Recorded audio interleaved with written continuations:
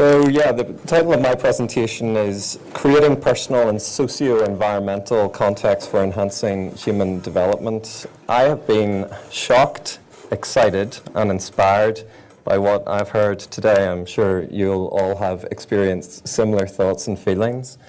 And it's great to be in the presence of people who really inspire me, and it's a pleasure to speak to you all today. I am minded of collaborators who aren't here, and it's great that Duncan is being recognised.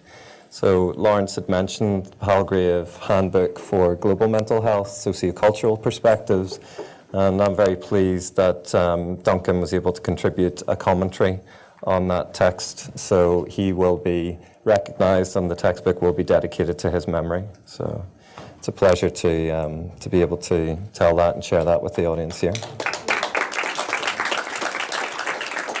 So my talk is bookended by two photographs taken from space, and this is the first one, and this is taken by Tim Peake.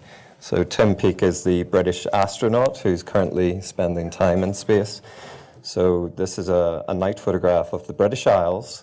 So you'll see in the southeast England, the lights shining bright, and then up in the northwest of England, you'll see Liverpool and Manchester, and then up in the west of Scotland in the north there, you see Glasgow. So it's a pleasure to have travelled from old Scotland to Nova Scotia in New Scotland. I landed at Halifax yesterday. So yeah, it's nice to be building on that proud tradition of migration from Scotland into Canada, but also to continue the collaboration between the University of Glasgow and McGill University. So James McGill was a graduate of the University of Glasgow, so we'll always claim that. So it's a great pleasure to be continuing that proud tradition. So we also have Ireland over in the west of this photograph. So I'm from Northern Ireland, and Belfast is shining out there as well. So it's always important to give home a shout too. So you see the aurora borealis, and I think that's important as a metaphor for speaking to values. Now, values come in different hues and colours, and depending where in the world you are, you may or may not see the aurora borealis at any point in time. But I think it is a nice metaphor for the talk that I'm giving, and indeed what we've heard today in terms of overarching values that maybe guide the work that we're all interested in undertaking. So an outline for the talk today. We'll focus on the proposed aim of global mental health, revisiting what the aim of the movement for global mental health and some of the clinical and research endeavours are related to that. We'll critically reflect on how progress towards this aim is being evaluated currently. And we'll summarise the capabilities approach, which was originally proposed by Amartya Sen, which I think has relevance for the work that global mental health is aiming to do, and indeed planetary perspectives on mental health. We'll also think about the need to extend beyond the health sector to sources of injustice more broadly. We'll consider how climate change and environmental degradation might impact on mental health. So it's great that some of the talks today have already touched upon that. And we'll highlight how the capabilities approach might help facilitate socio-environmental contexts that can be conducive to promoting mental health in different parts of the planet. So global mental health, this is quite a widely recognized definition of global mental health as being an area of study, practice, and research concerned with addressing inequities in mental health provision across the globe. So I've put inequities in italics because I think it's important just to focus in on that. And equity is about fairness, it's about justice and the way people are treated. I'm struck by Martha Nussbaum's quote about all nations being developing nations, because currently all nations are failing to meet the minimum standard of social and economic justice for the people living in those countries. And I think that very much fits with our reflections today about what is happening both in low and middle income countries, but also some of the inequity and inequality within high income countries as well. Frank, are you still in the room? Frank and I obviously go to the same place for our slides because you saw this one earlier. I think it's a powerful way of just illustrating the distinction between equality and equity. Equality about making all things equal to all parties. Equity about fairness and justice, acknowledging that some sections of the community may require additional amounts of resource or support. So this does beg the question, however, about, well, what ball game are we giving people equitable access to? Do people understand the rules of that game? Do people want to necessarily be part of spectating of that game? Would they perhaps want to be involved in playing that game? And stepping outside that metaphor, I think it is about thinking about, well, what criteria are we using to discern judgments about equity? So equitable access to what precisely? And I wanted to focus in on the notion of good outcome. There is a sense whenever you're reading global mental health related policy document or research that the focus is on achieving good outcomes. All right? But efforts to build capacity for mental health services, we argue, are being limited by a lack of sophistication in determining what actually constitutes good outcome for people in the context in which they are living their lives. So without that clarity, global mental health may fall victim to the futility of what George Santayana, I think Peter quoted earlier as well, referred to as redoubling your efforts when you have forgotten your aim. This is important because we know that resource is limited. So it's really important that we invest that resource sensibly and in ways that are going to make a difference for the lived experience of people wherever they might be across the globe. So the World Health Organization conceptualizes mental health as a state of well-being in which the individual realizes his or her own abilities, can cope with normal stresses of life, can work productively and fruitfully, and is able to make a contribution to his or her community. And I like that focus on the individual and also their role and their place in the community. We know from the constitution of the World Health Organization back in the 1940s that health is not merely the absence of illness. However, the bulk of studies evaluating the efficacy of mental health interventions continue to narrowly define good outcome according to a reduction in symptoms of mental illness and or a reduction in disability. And that's interesting because we see that there is a move away from the current forms of psychiatric diagnosis. So for example, NIMH moving away from the American Psychiatric Association DSM approach to diagnosis, recognizing that there are limitations in the reliability and the validity of that process. So we have to be careful and mindful that there is a risk we could be scaling up interventions for conditions that may lack validity. Now, the criticisms, if you like, about validity and reliability in psychiatric diagnosis that I have certainly been reading by people like Richard Bentel reflect on the state of play in high-income countries like the UK. But when you factor in cross-cultural application of psychiatric diagnoses, you can see that there's lots of potential for difficulty whenever you're working across those different settings. So we talked today about different gaps. So we had mind the gap, and we had the treatment gap. And it was a great observation about how, well, these are often pitched as technical gaps, but actually there's a moral gap. And in my writing recently, I've been reflecting with colleagues about the recovery gap. And I think this is getting towards the moral aspect of the gaps. So the recovery gap relates to there being a gap between the types of outcome that individuals with a lived experience of mental health difficulties might want to prioritize. And there's a lot of work done on the recovery approach by people like Mike Slade, highlighting the importance of gaining hope a sense that life has meaning and a feeling of empowerment, and on the other hand, the willingness and or capacity of services to deliver on those outcomes. Is there a mismatch in those expectations and the capacity to deliver on those expectations? And I think the capabilities approach offers some promise around the potential for addressing this recovery gap. So it was developed in the 1980s by Amartya Sen, and it was extended into the noughties by the contribution of Martha Nussbaum and others. And it is a welfare economics approach. So the capabilities approach does not focus narrowly on utilities, so accessing resources such as income or assets, but instead promotes the freedom that a person actually has to do things that he or she may value doing or being.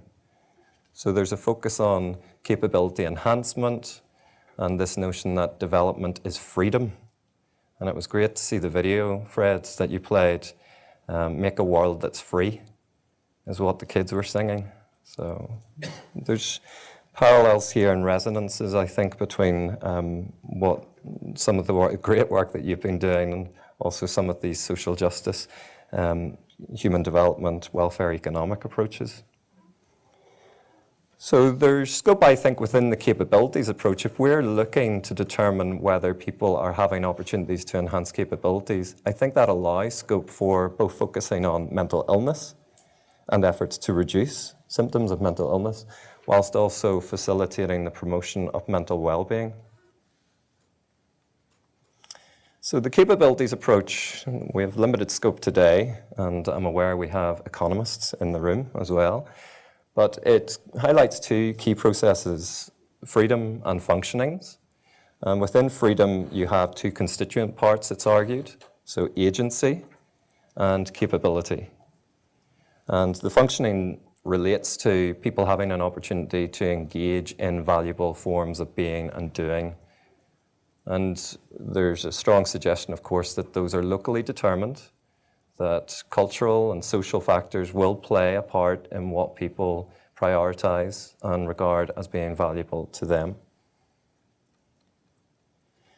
So rather than being preoccupied by aspects of disability and notions of patienthood, the capabilities approach is focusing on this notion of personhood. Nussbaum proposed what she referred to as 10 central capabilities. Amartya Sen was keen to be less prescriptive about what those capabilities might look like. But I would recommend, if you're interested in learning more, to read about that particular debate between Amartya Sen and Martha Nussbaum. So looking at the capabilities and work that's been done around mental health and capabilities, well, Vanessa Rose in Australia used the capabilities approach to design and deliver community development initiatives that were intended to promote mental health. Specifically, the action components of the intervention that they developed looked at people, spaces, and places. And I think, again, the application here for other contexts is potentially important. And it is this notion about global being holistic. It's about working with the individual, certainly. It's about working within the environmental factors that are contributing to that person's life, and also some of the socio-cultural history that that individual brings with them. So governments in low-resource settings need increased awareness of mental health as a cross-cutting development issue, and the range of sectors that have a role to play in promoting mental health, preventing mental illness, and removing barriers to the participation of those with mental disability in their communities. So participation is important here, and it is that notion of freedom. Development as freedom, mental health and well-being as freedom. So the application of the capabilities approach to global mental health initiatives will serve to highlight the importance of developing a nuanced understanding about what individuals in particular settings value as being important to how they want to live their lives, but also the need to be mindful for the personal and structural factors that can promote or hinder individuals' freedom to enhance their capabilities and engaged in valued functionings. So what relevance does this potentially have with some of the linkage that we've talked about today between mental health and well-being and environmental factors such as climate change? Well, we know that the WHO and other organizations are very concerned with the implications that climate change is going to have for physical health. So it's estimated that by 2030, 250,000, so 250,000 deaths annually can be directly linked to climate change. Patz et al. Highlighted that there are two major factors or impacts of climate change on physical health. So there's the mortality and morbidity associated directly with temperature change, but there's also the increased risk of infectious diseases that can be mediated by climate change. And in the paper that I'm presenting tomorrow, malaria, for example, is highlighted as a physical health difficulty and infectious disease that is impacted upon by climate change. And we heard right at the start of the day about the link between physical health and mental health. So of course, the mental health implications of climate change may be mediated by the physical health implications that that has. So we know, for example, if people are unwell physically, that impacts on their mental well-being as well. But more specifically, there is growing work around the climate change implications on mental health.